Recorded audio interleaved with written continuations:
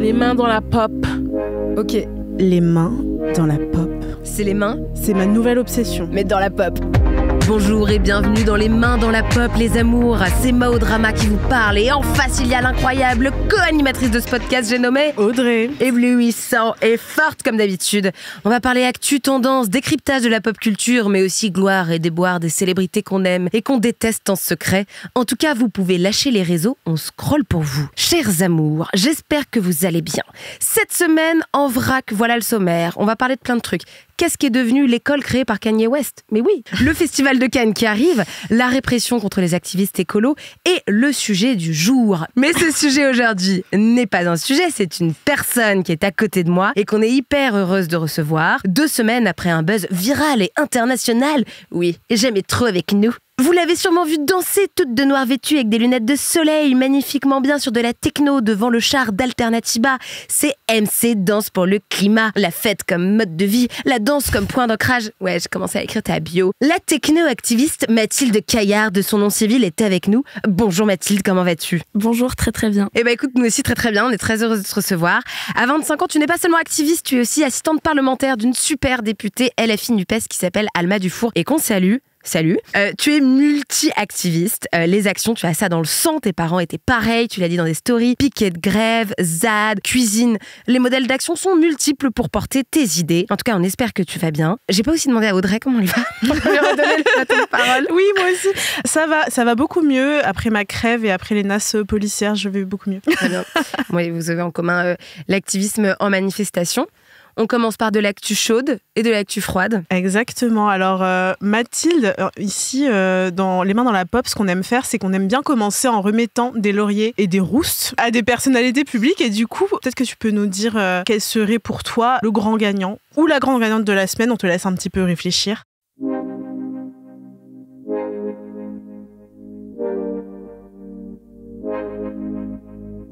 Oui, nous lose. Oui. Telle est la question. Quel loser. C'est ma nouvelle. Elle, je l'aime trop. icône. Le gagnant ou le perdant de la semaine. Roulement de tambour. Voilà, tu as eu 5 secondes pour réfléchir.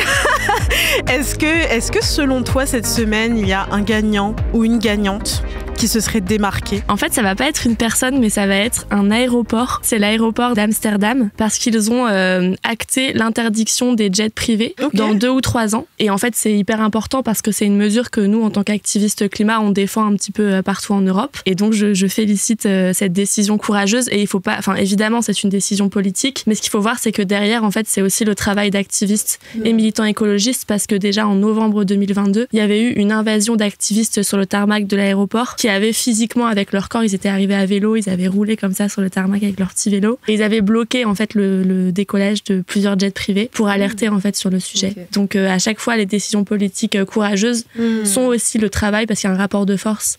Oui, bien et sûr, donc le travail de militants sur le terrain, mais ça marche aussi pour les luttes féministes. Et en France d'ailleurs, on piétine grave, non ? Ça n'a pas été discuté à l'Assemblée nationale récemment tout à fait. En France, on en a beaucoup discuté cet été parce qu'il y a eu, avec la canicule, les feux de forêt, etc., c'était un gros sujet. D'un côté, de voir la surpollution d'une classe très minoritaire et très privilégiée. Mais non, c'est toujours pas interdit en France. La seule chose qu'on a eue, c'est une taxation maintenant du kérosène. De la même manière qu'est taxé le carburant des voitures, maintenant les jets privés vont être taxés de la même manière, mais c'est tout. L'aviation civile, toujours pas. Donc, ils ont toujours des exemptions et des niches fiscales. Donc, voilà. Okay, on est loin du compte. Et toi, Mao, est-ce que tu aurais un gagnant ou une gagnante ? Oui. On va commencer par le haut. Mon gagnant, c'est une vidéo fun de la semaine par un youtubeur italien nommé Luis Sal qui comptabilise plus d'1 million d'abonnés et qui a voulu faire un classement des meilleurs croissants de la capitale au premier degré. Vraiment, il allait manger. Et il a noté croustillant, beurre, miettes et tout.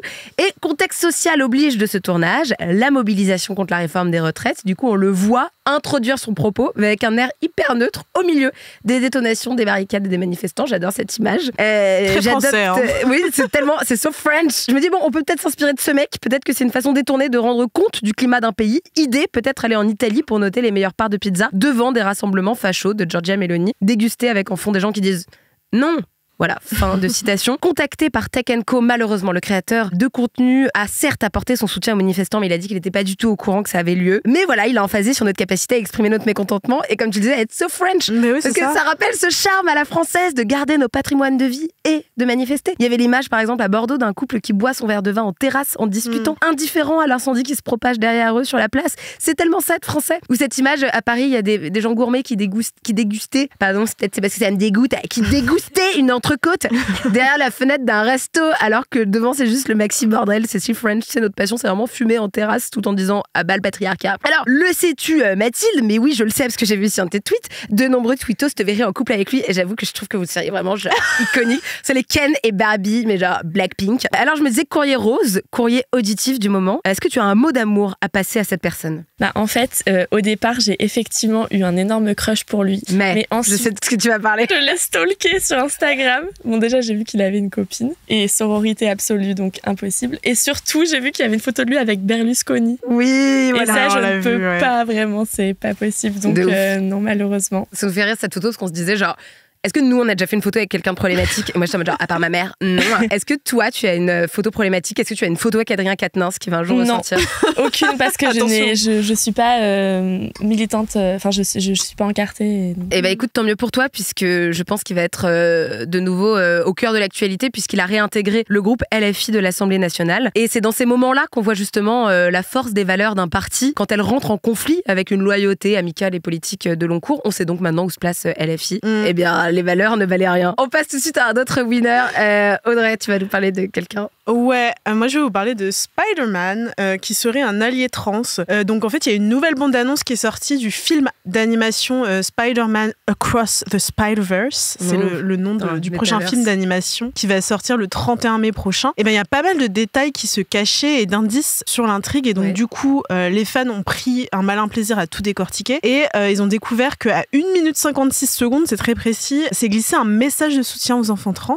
Donc en fait, si on n'est pas complètement myope comme moi et TDAH, et si on se concentre un petit peu, on voit qu'au-dessus de la porte de la chambre du personnage qui s'appelle Ghost Spider, il y a un drapeau trans, donc bleu, blanc, rose, avec le slogan Protect Trans Kids, donc protéger les enfants trans. Et donc les fans, ils sont allés évidemment de leur pronostic, ils se sont dit, ça y est, Spider-Man ou un des personnages du film d'animation serait trans, ou en tout cas allié. Et d'autant plus qu'au moment où le drapeau apparaît en fait sur l'écran, Ghost Spider, donc le personnage, dit « Je ne peux pas perdre un ami de plus ». Donc les gens se sont montés des espoirs dans la tête et se sont dit qu'elle parlait peut-être d'un ou d'une amie trans décédée. On espère en tout cas que c'est pas juste puis que c'est pas juste du queerbaiting, parce que ça arrive souvent aussi. Mais en tout cas, une chose est sûre, c'est un beau clin d'œil au vu de tout ce qui se passe en ce moment aux États-Unis. Pour rappel, en ce moment, il y a plein de lois anti-trans qui sont votées à travers tout le pays, avec notamment une obligation pour les médecins de faire détransitionner les mineurs dans le Kentucky qui se profile.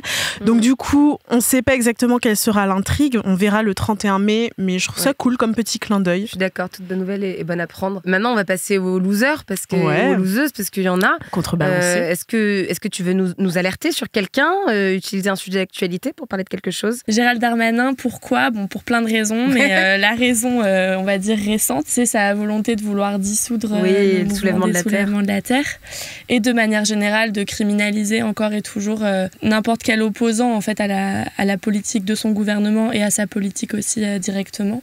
C'est très problématique parce que en fait, on se croirait en Russie chez Poutine. Dès qu'on est un opposant, on est un terroriste, et le mot est utilisé à outrance. On est tout le temps des éco-terroristes. Dès qu'on proteste ou qu'on veut juste protéger les choses qui nous permettraient juste de pouvoir survivre et d'avoir un avenir sur une planète soutenable. Donc c'est assez effrayant en réalité ce qui est en train de se passer. Et là, le nouvel événement en date, c'est donc l'annonce de la dissolution des soulèvements de la Terre. Sauf que on ne dissout pas une idée dont le temps est venu, on dissout pas la rage, on dissout pas l'espoir, et toutes les personnes qui ont envie de se battre pour juste espérer avoir un avenir, eh bien, elles n'arrêteront pas, même si on dissout une association. Ouais.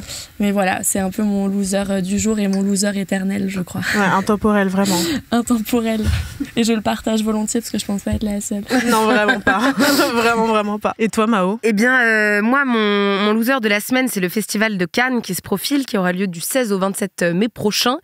Le film d'ouverture du festival a été dévoilé et il s'agit de Jeanne du Barry de Maïwenn. Alors, pourquoi cela me pose-t-il problème? Parce qu'au moment où Cannes va redevenir le nombril du monde pour une dizaine de jours, on va revoir des images qu'on a déjà vues 1000 fois mais qui nous délectent, comme Kendall, un peu trop mince, qui fait la moue à Selena, Ruquier qui contemple la mer parce que l'écume lui rappelle ses soirées avec Pierre Palmade, ou le ballet des robes couture sur le tapis rouge. Bref, la vie qui est belle, c'est aussi le moment où la vie est belle pour les hommes blancs cis.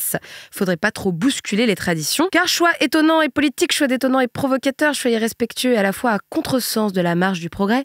Ce film montre dans le rôle principal de Louis XV, Johnny Depp. C'est son grand retour sur les grands écrans. Oh non. Depuis son procès contre son ex-épouse Amber Heard, procès dans lequel il a quand même été reconnu de violences psychologiques et conjugales. Mais on a préféré tous et toutes s'intéresser à autre chose.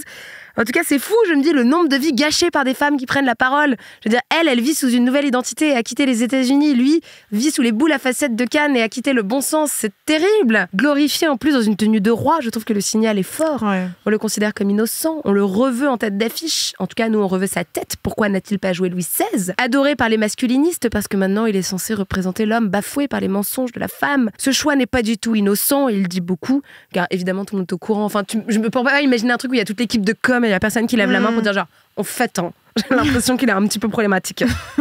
Et alors la réalisatrice, c'est aussi qui joue le rôle éponyme de Jeanne, c'est Maïwenn, qui défraie la chronique pour une autre raison, parce qu'elle a craché sur Edoui Plenel, cofondateur du site d'information Mediapart. Il a déposé une plainte le 7 mars dernier, où il raconte que le 22 février dernier, alors qu'il dînait avec un avocat dans un restaurant du 12e arrondissement, je cite, « Une femme précédemment assise, seule, à une autre table, a surgi et dans un laps de temps très court, a saisi ce dernier par les cheveux avec violence, lui renversant la tête en arrière et esquissant un crachat sur son visage. Et c'était pas une scène de backroom avec consentement. Selon le journaliste, les articles publiés par Mediapart sur les soupçons de viol visant Luc Besson, qui est aussi l'ancien compagnon et père des enfants de la cinéaste, sur l'actrice Sand Van Roy, pourrait avoir motivé cette agression. En tout cas, je me dis que défendre les hommes, c'est le lobby, même la passion de cette réalisatrice. Vraiment. Et j'ai envie de lui conseiller beaucoup d'autres choses, la broderie, le dessin, peut-être même le molki s'il le faut. Mais beaucoup d'autres choses seraient mieux que cela. On continue dans la loose avec ton loser, baby. Ouais, alors quand c'est pas Darmanin, quand c'est pas Trump... Parce qu'on a nos poncifs en mixité choisi ici. Exactement, là je vais vous parler de Kanye West. Alors je sais pas si vous savez, mais en fait le chanteur il a une école qui s'appelle la Donda Academy en référence au nom de sa mère qui s'appelle Donda West et qui est ex-enseignante. Et donc cette école-là elle se situe à Los Angeles, elle a été inaugurée en septembre 2022 donc elle est toute nouvelle et elle vient de fermer ses portes parce qu'il y a eu plein de scandales dont je vais vous parler. Elle a fermé ses portes le mois dernier pour le reste de l'année scolaire 2022-2023. Alors en gros le topo de ce délire là de Kanye West c'est donc une école dont le modèle d'apprentissage par projet favorise la participation et la progression de chaque étudiant. Nous sommes fermement ancrés dans la parole de Dieu. Donc voilà, c'est une école privée religieuse avec pour humble mission de préparer la prochaine génération de leaders, de penseurs et d'innovateurs, rien que ça. C'est tellement un mec à l'ego surdimensionné. C'est le melon légendaire de Kanye West. Et au programme, en fait, il y a des cours de catéchisme à la sauce Kanye, des maths et puis des cours de parcours. Parce que pourquoi pas, c'est peut-être un peu plus utile que le théorème de Pythagore, on ne sait jamais. C'est vraiment très étrange. Et il y a 2 anciennes professeurs donc, de cette école privée qui portent plainte contre le chanteur. En fait, c'était les 2 seules enseignantes noires de l'établissement et elles se sont faites virer, notamment pour discrimination. Et elles ont aussi dénoncé des conditions inquiétantes de l'école. Notamment, il y avait pas mal de harcèlement qui n'était pas du tout entendu. Il y avait un ou une professeure qui avait été agressée. Voilà, ça c'est pour les faits les plus graves. Ensuite, il y avait aussi des trucs un petit peu plus farfelus. L'interdiction de produits de nettoyage contenant des produits chimiques qui étaient interdits, donc voilà, bizarre. Pas de poubelles non plus dans l'enceinte de l'établissement, on ne sait pas pourquoi Kanye West avait une phobie pour les poubelles. L'école manquait aussi d'une infirmière scolaire et de fournitures médicales. Les élèves mangeaient uniquement des sushis à la cantine et ce, chaque jour. Ils n'avaient pas non plus le droit à des couverts, donc ils mangeaient avec les doigts. Ils devaient déjeuner par terre. D'ailleurs, il n'y avait pas de chaise pour s'asseoir pendant les cours. Les étudiants devaient aussi obligatoirement s'habiller en noir de la tête aux pieds. Ni le personnel, ni les étudiants ne pouvaient porter de bijoux. Tout tout ça pour la modique somme de 15 000 € par an. Je trouve ça assez étonnant qu'il y ait eu un laps de temps aussi long avant qu'il y ait une plainte qui ait été déposée, parce que c'est vraiment une secte, tout simplement, avec Kanye West à sa tête. Voilà, donc c'est très étonnant, je ne sais même pas quoi dire, j'en perds mes mots, je bafouille, parce que c'est tellement bizarre. Il y avait 10 000 $ de sushi, je crois, par semaine. Oui, j'allais dire les 15 000 €, c'est sûr, c'est juste pour le chef sushi. Kanye West, c'est vraiment très bizarre. Et je suis assez contente que cette école est fermée, parce que c'est étrange tout ça, c'est vraiment secte. Enfin, après, c'est Kanye West, quoi. Le sujet de la semaine. On va parler de quoi cette semaine? Vous avez des idées? Ultra cringe. On peut dire que c'est vraiment nul ou pas? Elle a osé.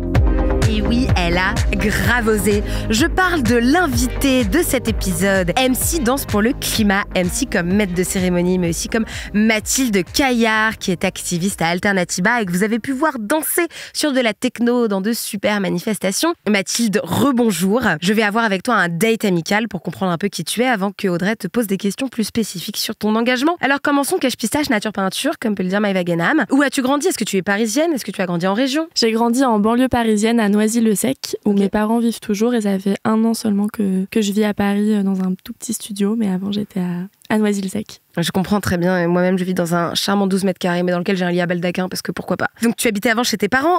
Parlons de tes parents, parce que, soi-disant, tu ne pouvais pas être tout à fait sincèrement et légitimement engagé dans la lutte, puisque tes parents étaient ou seraient bourgeois. Est-ce que tu veux nous parler de ça en 2 secondes? Oui, une énième critique qui touche une femme qui s'engage et qui a un peu de visibilité, c'est de remonter tout son arbre généalogique pour essayer de la discréditer. Soit elle est trop bourgeoise, soit elle est trop ceci, trop cela, elle prend trop de place, elle danse trop bien, je sais pas, il y a plein de choses. Et voilà, non, classe moyenne, enfin, tranche supérieure de la classe moyenne. Je l'ai toujours dit, c'était même dans ma bio Twitter, fille d'un petit bourgeois planqué, parce que l'histoire, c'est qu'il y avait une vidéo de mon père qui avait buzzé en octobre lors d'une autre manifestation. En fait, j'étais sur mon fil Twitter le lendemain de la manif et je vois une vidéo de mon père avec son chapeau. Et j'étais en mode, oh là là. Ah, mais cette famille, en fait. Qu'est-ce que c'est? Vous êtes grave des stars. C'est clair.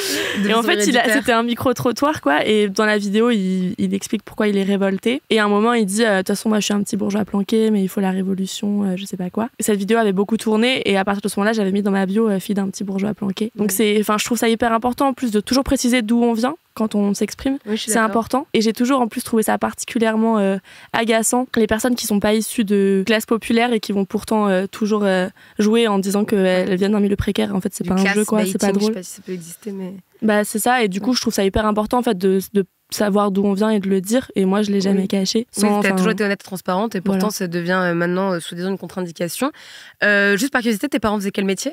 Alors, ma mère était psychologue dans sa 2e vie. Avant, elle était auxiliaire puéricultrice. Okay.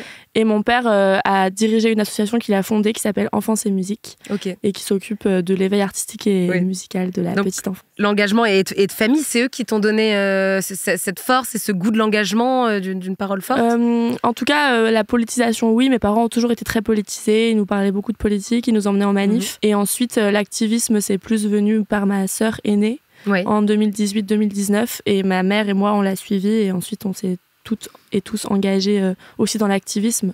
Mais oui, c'est clair que j'ai été politisée assez jeune, quoi. Ton choix d'études, c'était lequel? C'était dans la même lignée Non, au départ, moi, c'était des études littéraires et je voulais être historienne médiéviste. Putain, tu sais, je connais grave les historiens médiévistes parce que j'ai fait histoire à la Sorbonne, mais j'avoue, je l'ai détesté. Mais je l'ai trouvé beaucoup trop sérieux et il portait des chaussures Quechua au 1er degré. En me ment pas parce que j'étais bien habillée, je te jure que c'était censé être genre un argument. Mais moi, mes lunettes de manif, les lunettes de soleil, tout le monde m'a dit que c'est les lunettes Chanel, c'est des Quechua. Tout s'explique. Mais très bien, mais je suis ravie que tu aurais redoré à mes yeux la formation des médiévistes. Non, mais finalement, c'est pas ce que je fais. Mais en tout cas, c'est ce que j'ai voulu faire à un moment dans ma vie. Du coup, t'as commencé là-bas? T'as fait un peu... T'étais à quelle fac? Non, j'étais en prépa littéraire. Et ensuite je suis rentrée en sciences sociales et en sciences politiques. Et en même temps, j'ai commencé à m'engager. Et je me suis dit, en fait, non, je veux travailler pour lutter contre le changement climatique. Et donc, j'ai fait des alternances en ONG. Et j'ai fini mes études et là, Alma Dufour, qui est activiste climat avec moi, a été élue et je l'ai rejoint. Je me demandais la retombée presse qui t'a rendue la plus fière depuis que tu as baisaillé? En fait, j'ai énormément aimé passer outre-Atlantique dans The Last Week Tonight. Oui, avec John Oliver. Avec John Oliver. C'est si drôle, c'est si bien écrit. C'est hyper drôle et en fait surtout le narratif, le récit, il est génial. C'est les militants sont cool, sont déterminés, continuent à manifester et pendant ce temps la police leur tape dessus et Macron leur roule dessus à coups de 49.3 et en fait le récit il est parfait et c'est exactement ça qu'on veut porter en fait et c'est ça qu'on veut montrer, c'est que on essaie de manifester démocratiquement en utilisant les canaux démocratiques et en fait le gouvernement nous empêche de le faire, on nous interdit les manifs, on nous met en garde à vue alors que manifester c'est un droit, on veut faire grève, on se fait réquisitionner. Ouais, et c'est cette créativité en plus qui vous a permis Alternatiba et qui t'a permis de pouvoir porter ce discours plus loin. Tout à fait. Du coup, tu alternes entre beaucoup de temps chez Alternatiba et beaucoup de temps aussi à l'Assemblée nationale. Alternatiba, est-ce que tu veux juste en 2 mots nous définir cette ONG ? Ouais, donc Alternatiba Paris, c'est un collectif militant qui lutte contre le changement climatique en ayant aussi bien en tête la justice sociale. Et le but, c'est de créer un mouvement de masse fort pour faire un rapport de force avec nos décideurs. Je sais que quand on est assistant ou assistante parlementaire, c'est aussi une vie avec pas forcément des horaires fixes, on est beaucoup autonome, faut être force d'initiative. Est-ce que, je sais pas, il y a une fois où tu as eu une idée qui t'est venue, que tu as fait de ton côté et qui a permis de mettre en avant l'action de ta députée dont tu es fière? Je me demandais le travail qui t'a rendu le plus fier depuis que tu es rentrée à l'Assemblée nationale. Pour l'instant, en fait, après la position de député de l'opposition, c'est un peu particulier parce que forcément, on a des marges de manœuvre qui sont différentes. Disons que le travail législatif, après, on a une assemblée qui est particulière parce qu'il y a pas la majorité absolue pour la Macronie, donc ça nous laisse quand même un peu plus de marge de manœuvre. Mais disons que le travail, il se fait surtout plus sur le terrain et en essayant un petit peu d'exploiter un peu les marges du travail législatif pour voir comment on peut peser aussi dans le débat national, mais sans être dans la force majoritaire. Mais oui, c'est ça, en fait, comment contourner. Et en même temps, je pense que tu arrives à une des périodes qui est les plus intéressantes en termes d'histoire parlementaire depuis, sincèrement, la 3e ou la 4e République. C'est que maintenant qu'il y a un tripartisme comme ça à l'Assemblée nationale, enfin bref, c'est assez ouf, mais assez épuisant. Tu me disais que parfois ça devenait très épuisant. Ouais, et puis en plus, de le cumuler à une activité militante aussi intense à côté. Mais en même temps, les chantiers sont tellement énormes, le défi est tellement énorme, donc ça redouble mon énergie pour le faire. Et en vrai, moi, la danse, ça m'énergise beaucoup. Oui. Et j'utilise aussi beaucoup la danse pour militer, donc ça me donne de l'énergie. Tu es devenue très visible comme d'autres activistes, par exemple Polska et Toutatis, et j'avais envie de faire un jeu avec toi. Je me disais que tel le youtubeur italien qui note les croissants, tu pouvais nous aider à noter des pancartes et des slogans de pancartes. Pareil, le croustillant, le beurre, les miettes, tu fais comme tu veux. On va donner une note et après du coup on pourra faire une marche, 1, 2, 3. Alors Cache Pistache, voilà, je te dis Born to be a lie, Born, B-O-R-N-E. Attends, Born to be a lie. Regarde, je te le montre écrit comme Elizabeth Born. Born et mensonge, je crois. C'est pas mal. C'est pas mal. Moi, tu je notes combien mettrais sur 5 3. Parce que je sais pas inclusif en anglais. Non, je plaisante. Wow, ça, c'est tellement drôle. Vous avez trouvé le master woke. Le boss final. Le boss final. Super slogan que Audrey a repéré. Tu nous mets 64, on te met 68. Pas mal. 3,5 parce que... C'est historique et j'adore l'histoire médiévale. Ouais, c'est hyper chouette, 68 et tout. Mais on peut faire encore mieux. Plus inclusif, notamment pour les femmes. Les formes contre la réforme. Franchement, 5 sur 5. Et soutien Polska Toutatis. Non, mais c'est du génie. Et en plus, évidemment que c'est réfléchi derrière. Et le but, c'est de trouver un truc créatif pour toucher les gens qui sont pas encore à la politique. Donc, c'est ingénieux, c'est frais. Leur communauté, c'est Polska, j'adore. Ouais, j'adore aussi. Ouais, elles ont touché des gens qui n'étaient pas du tout dans les milieux politisés. Il faut pas pousser mémé dans les usines. Franchement, désolée pour la personne qui l'a réalisé, mais franchement, je mettrais 2, quoi. La retraite avant la retraite. Ah, c'est pas mal. Moi, j'aime bien les jeux de mots. 3. Ok, et enfin, last but not least, sex is cool, but have you tried? Grève générale reconductible. 5. Alors, en égalité, nous avons, grâce à MC, Danse pour le climat, les femmes contre la réforme, suivi ex aequo par sex is cool, but have you tried? Grève générale reconductible. Et suivi ensuite par, tu nous mets 64, on te met 68. Historienne dans l'âme, on a Dior. Avant de passer la parole à Audrey, on va parler du fait que maintenant tu es visible, être une femme dans l'espace. Moi, j'en sais quelque chose. Tu es tout de suite sujette à des milliers de critiques. Pas un jour se lève sans que j'ai des messages de haine. Je vais pas te poser les questions de est-ce que c'est difficile, je sais que c'est difficile. Grâce à une amie qui s'appelle Olymprève, qui est aussi souvent victime de harcèlement, je sais maintenant que lorsqu'en fait on signale un commentaire masculiniste, le problème c'est qu'il faut mettre l'article de loi, donc c'est le moment de dire aux auditeuristes qui sont là que l'article de loi est 222-33-2-2. Je répète, 222-33-2-2. Quand eux peuvent nous signaler juste pour nudité ou enfin des trucs à la con. Est-ce que toi t'avais un recours, un conseil à donner, une façon de s'organiser? J'ai vu que t'appelais aussi à juste répondre aux haters parce qu'en fait eux sont très organisés quand nous ne le sommes pas. Voilà, quelles seraient toi tes petites pistes après ces 2 semaines de cyberharcèlement? J'ai même reçu juste des vocaux de paix. Mais quelle créativité. Dans le jeu de rôle. On dirait comme dans Groland. Non, mais franchement, n'importe quoi. Enfin, en plus, il faut attendre le bon moment. Enfin, vraiment, Oui, les gens... vraiment.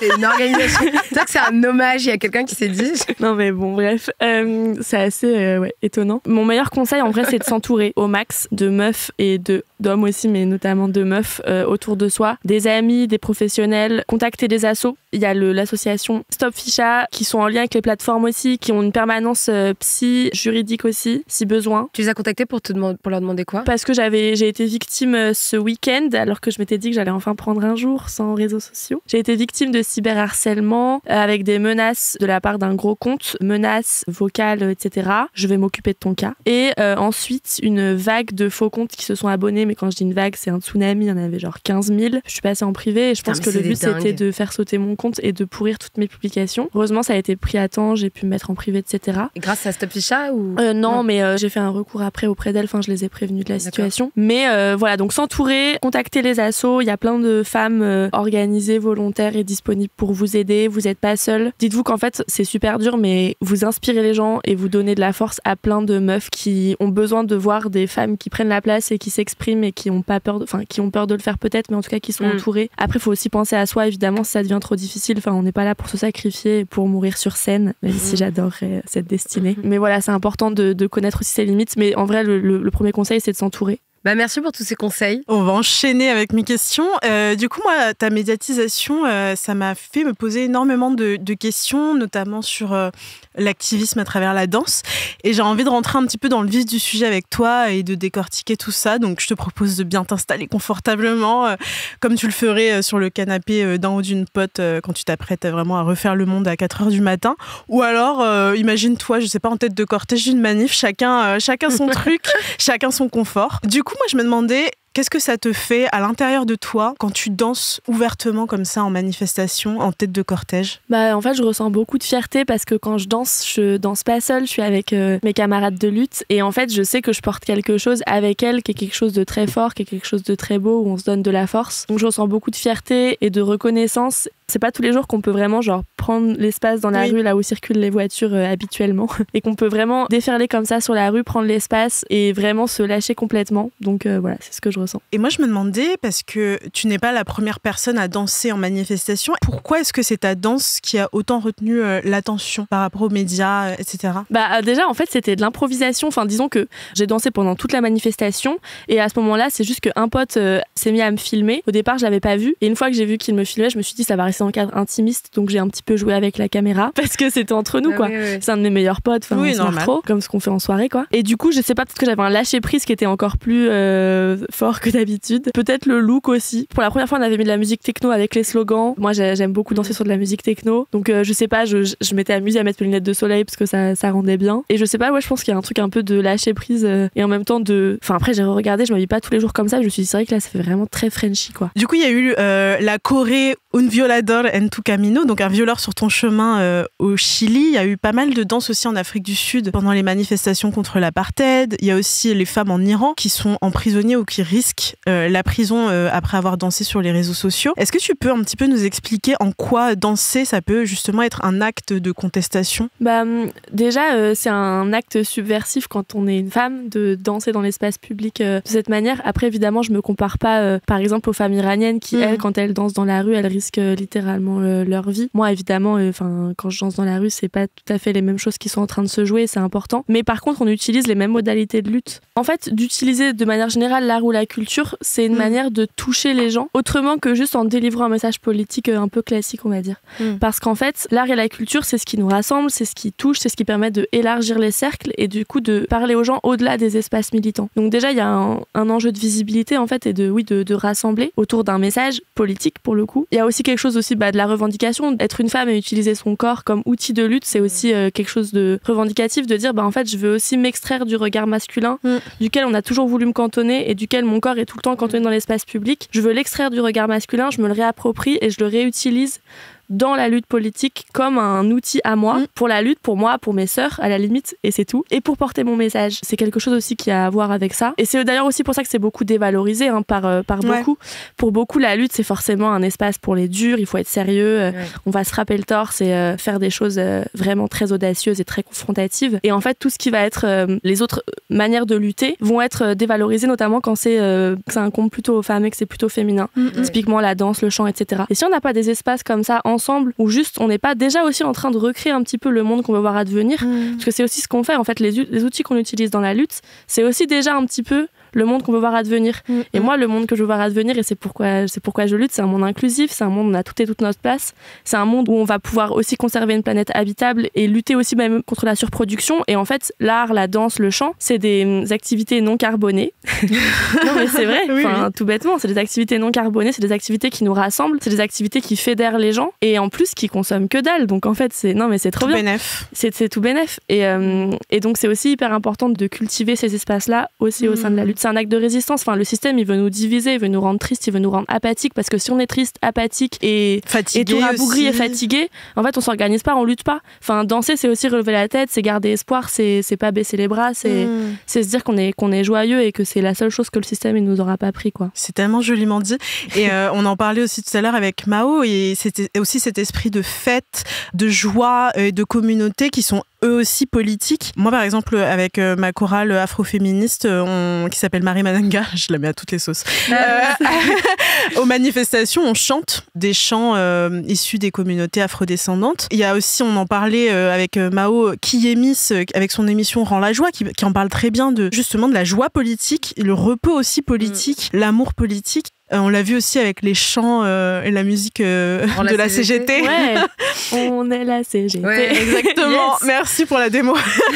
Et pour toi, est-ce que c'est aussi... Donc tu parlais tout à l'heure, c'est un moyen de rallier d'autres publics, c'est un moyen de prendre la place. Est-ce que ça peut être aussi un moyen de changer aussi le regard que les gens peuvent porter sur les manifestations ? Tout à fait. Stratégiquement, disons qu'en utilisant par exemple la danse et le chant, l'État et le gouvernement ne pourra pas justifier sa violence en disant qu'il y a eu de la violence de la part des manifestants.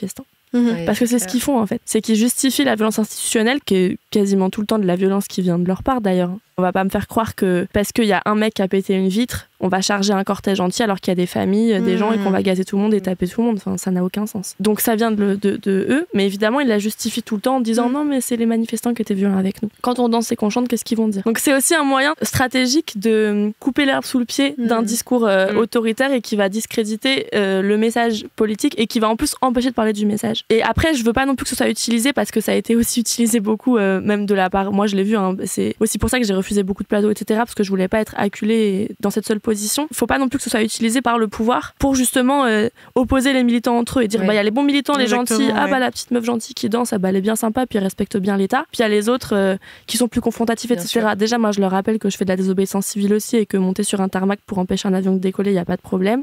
Tant que je pas de violence envers les gens, personnes physiques, mais par contre les autres actions type confrontatives, ça elles sont complètement dans mon spectre de ce qui est possible de faire. Et après non, on a besoin de toutes les formes de lutte. Il faut pas que ce mode-là soit utilisé pour discréditer d'autres luttes. Mais c'est important aussi même d'un point de vue inclusif. En fait, toutes les personnes sont pas en capacité de prendre part à des actions confrontatives. Enfin, je sais pas, si on est étranger, étrangère, on peut pas se permettre de prendre des risques juridiques parce que sinon c'est cuit après pour les demandes en préfecture, etc. Si on est en situation de handicap, bah on peut pas, potentiellement, après, je sais pas, je suis pas en situation de handicap, mais j'imagine que les charges policières, etc. c'est un peu plus compliqué à gérer. Enfin, il y a plein de choses. Enfin, on n'a pas tous les mêmes moyens de capacité d'agir. On n'est pas égaux. On n'est pas égaux dans les manifestations. Donc chacun met l'engagement qu'il veut en fonction de ses capacités et de sa volonté aussi, parce qu'il faut être consentant. Bien sûr. Mais voilà, les manifs et les moments, les chants, etc., les danses, c'est des moments inclusifs.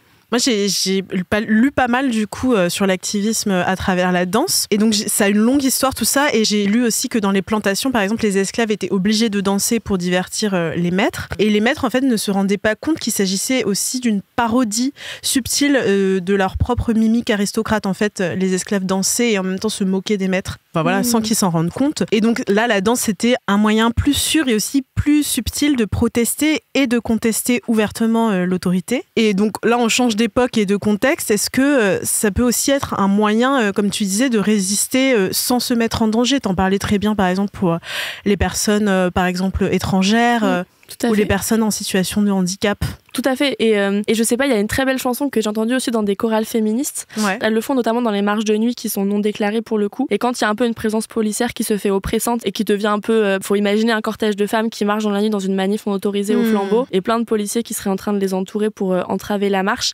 Et elles se mettent toutes à chanter un super beau chant que je vais essayer de chanter, mais si c'est faux, il faudra le couper au montage. Et ça fait à bas l'État policier, à bas l'État policier, à bas l'État policier. Il faut imaginer toutes ces femmes qui se mettent à chanter ça. Donc c'est des paroles extrêmement politiques et très confrontatives, mais on voit comment ici la force du chant aussi, elle peut justement porter les choses, porter un message et aussi pointer du doigt la violence de l'institution, de la police avec un outil créatif qui est le chant. Et on parlait tout à l'heure un peu des reproches qui sont faits justement à la danse politique et politisée, notamment que ça décrédibilise un peu le mouvement, que ça le dépolitise. Et sans parler de décrédibilisation, moi je m'interrogeais surtout sur l'efficacité de la non-violence et sur la diabolisation du coup de la violence. Et t'en parlais tout à l'heure, tu disais que les deux causes peuvent coexister. Et j'ai lu pas mal d'ouvrages là-dessus, notamment de Elsa Dorlin. Il y a tout un discours autour de ça, comme quoi la violence révolutionnaire, en fait, en réponse aussi à la violence institutionnelle, est nécessaire. Et toi, est-ce que tu penses que la danse ou les actions, en tout cas pacifiques,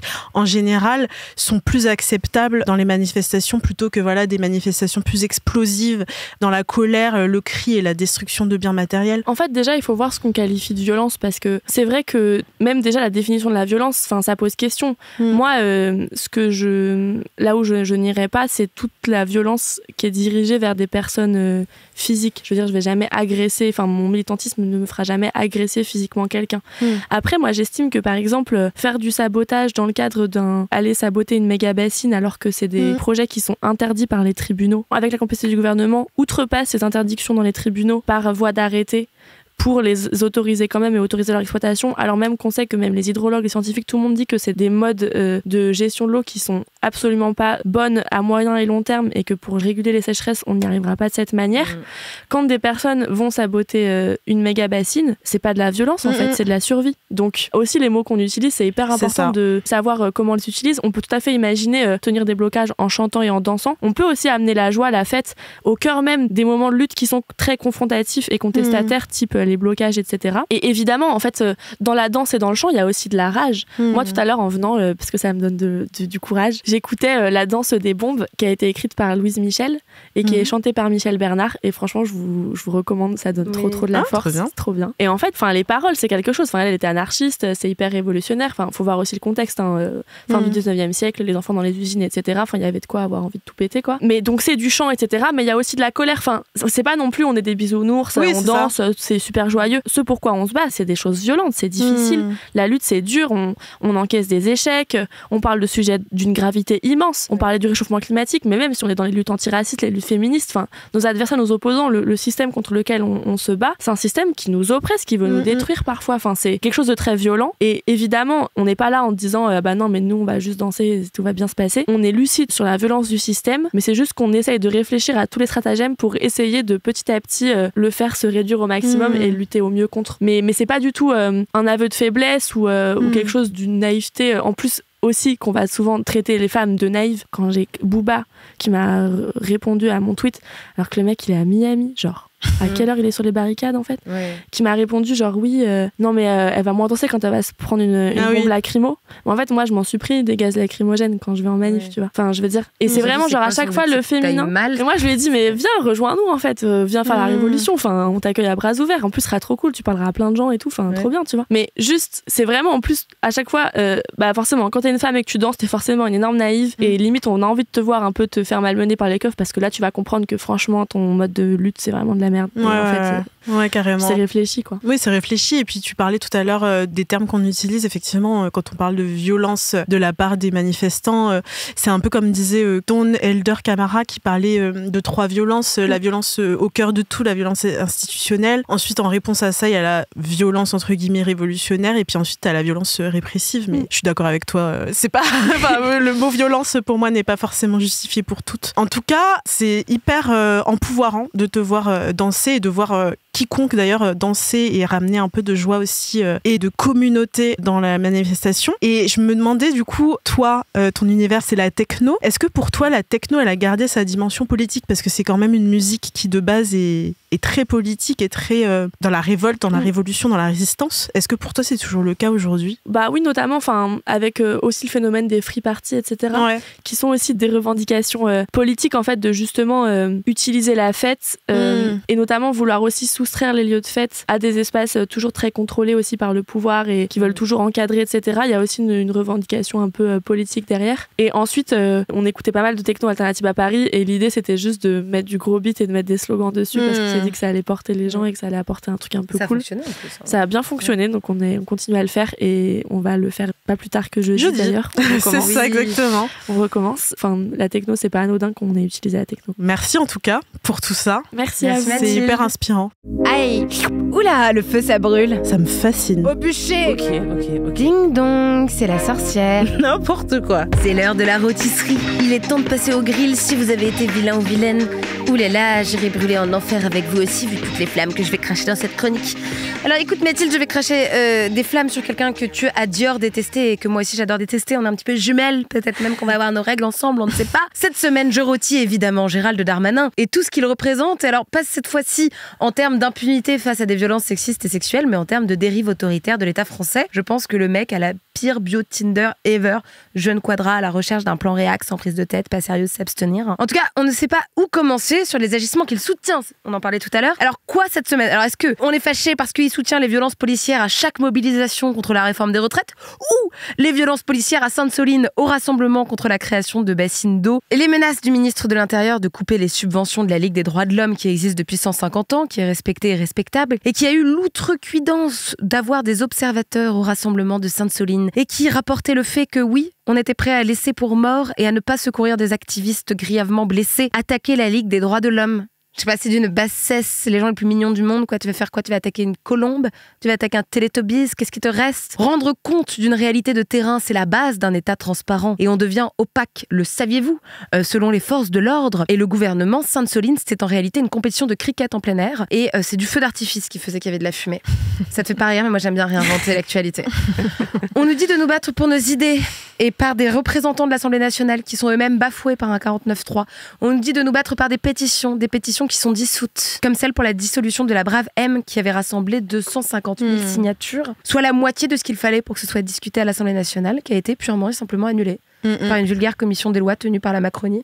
Les droits et les discours sont bafoués et la réaction de l'exécutif, c'est de condamner encore plus fermement ce qu'ils appellent des écoterroristes. Tu sais, les écoterroristes, ce sont ces terribles combattants de l'ombre qui, alors que l'on procède à notre propre extinction, jettent de la soupe. Soit ceux qui agissent pour ne pas céder à la panique alors qu'il ne nous reste plus que 220 jours contre la fatalité du réchauffement climatique. Et je sais, Les Mains dans la Pop, c'est le podcast qui vous rappelle de faire ce que vous voulez puisqu'on ne dit plus YOLO, mais on dit de toute façon, selon le dernier rapport du GIEC, on meurt tous dans 10 ans. C'est ça, de la bonne humeur en barre.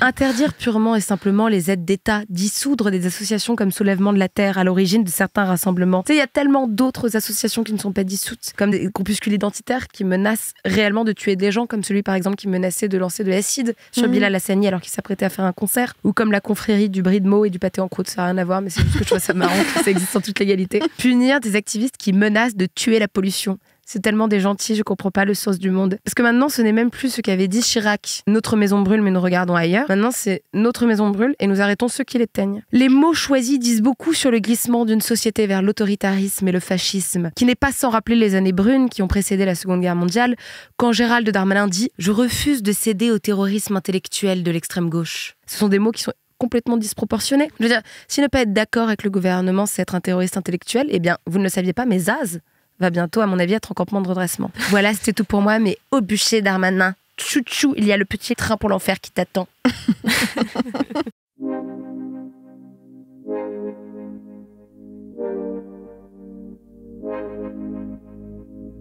C'est quoi ta reco? Whatever. Franchement, c'est vraiment hyper niche. Je l'ai vu sur Twitter. J'ai pas envie d'être méchante. Mais j'adore.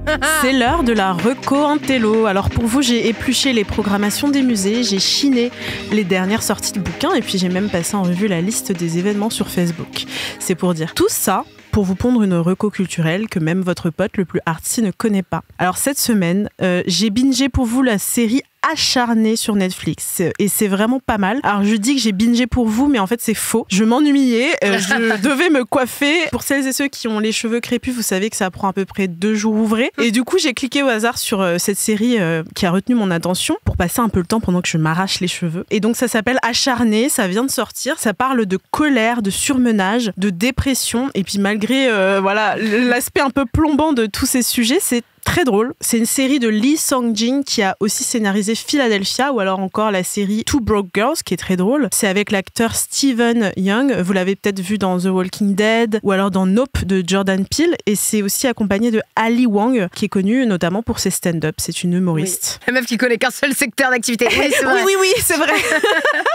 Le synopsis, en gros, si je vous le lis, c'est un accès de violence entre 2 conducteurs frustrés par leurs professions respectives déclenche une vendetta qui libère leurs instincts les plus sombres. En gros, on suit les personnages de Danny et de Amy qui, donc après avoir vécu ensemble une altercation en voiture sur un parking, ils vont se lancer dans une espèce de petite guéguerre interminable dans laquelle chacun et chacune se pourchasse et se fait des coups bas. Alors lui, c'est un homme à tout faire qui tente de remettre à flot ses parents et son petit frère qui squattent chez lui après qu'ils aient perdu le motel familial. Et puis elle, c'est une artiste riche qui porte sa famille à bout de bras, voilà, tout simplement, et qui en a un petit peu marre de son train-train de vie. Et tous deux, en fait, ils sont atteints de dépression. Et même si elle ne se l'avoue pas explicitement dans la série, on le comprend assez vite. Et en fait, la vendetta qu'il et elle se mènent leur permet d'évacuer toute la colère qu'il et elle ont intériorisée en fait pendant des années. Et finalement, leurs petits coups bas qui se donnent comme ça, qui sont assez rocambolesques, ça leur permet d'aller un petit peu mieux. Et perso, moi, j'ai longtemps eu du mal à exprimer ma colère et ma frustration. J'ai beaucoup aussi intériorisé. J'avais tendance à tout garder pour moi jusqu'à me créer vraiment des ulcères. Et du coup, même si c'est un petit peu moins le cas aujourd'hui grâce notamment à la thérapie, je trouve que c'est super d'aborder tous ces thèmes-là en série et c'est super cathartique surtout de voir des personnes qui gèrent mal leur colère et qui finalement trouvent un espèce d'échappatoire. Et même pour les personnes qui aujourd'hui, les spectateurs, spectatrices, gèrent encore aujourd'hui mal leur colère, je pense que ça peut être hyper cool de voir toute cette colère s'exprimer à l'écran. Ça soulève pas mal de problématiques liées du coup à la santé mentale puisqu'on parle de dépression, mais toujours avec humour, toujours avec beaucoup d'absurdité. Et ça parle aussi pas mal des stéréotypes raciaux. Là, en l'occurrence, les 2 personnages principaux sont asiatiques, je crois chinois et coréens. Et donc, tout ce qu'il y a autour, tous les stéréotypes, une résilience présumée, c'est une minorité qu'on dit modèle, très travailleuse, etc. Donc, ça remet vraiment en cause tous ces stéréotypes-là. Donc, je trouve ça très cool. Et donc, je vous le recommande très chaudement si vous vous coiffez ou autre. Ça à découvrir sur Netflix pour évacuer sa colère sans avoir à payer 40 balles pour casser des assiettes dans une Fury Room. Je l'ai déjà fait. Voilà, ça change un petit peu des séances de cris dans les oreillers. Je l'ai déjà fait aussi. Non, franchement, ça permet d'évacuer pas mal de colère par écran interposé. Et très bonne reco, Audrey, si vous voulez du coup souffler ou mettre votre colère quelque part, allez binger Acharné. Puis surtout, aimez-vous les uns les autres, évidemment. Oui, aussi. Il est temps de se dire au revoir. Merci Mathilde d'avoir été avec nous. Rendez-vous du coup jeudi prochain, donc jour de sortie de ce podcast. Donc si vous écoutez cet épisode, allez mettre vos chaussures, prenez une pancarte, peut-être rejoignez le char d'Alternativa. Je sais pas où est-ce qu'on peut vous Alternativa retrouver. Paris. Alors on aura un char pour l'instant. On ne sait pas encore où sera le point de ralliement, mais il faut regarder sur la page Insta de Alternativa Paris. Super, allez regarder sur la page Insta pour pouvoir rejoindre ce super char. Alors est-ce que j'invite à te suivre? Oui. Voilà, donc si vous êtes bienveillant et bienveillante, allez Sauf si follow vous avez un faux compte. cette queen @MC Danse pour le climat. Est-ce que tu as d'autres actus? Non, message, en tout cas, je vais aller en conseillé. manif et retrait de la réforme. Voilà. Merci, je trouve pas que ce mal. sont des sages paroles. Il y a eu le Dalai Lama et vraiment heureusement toi ensuite.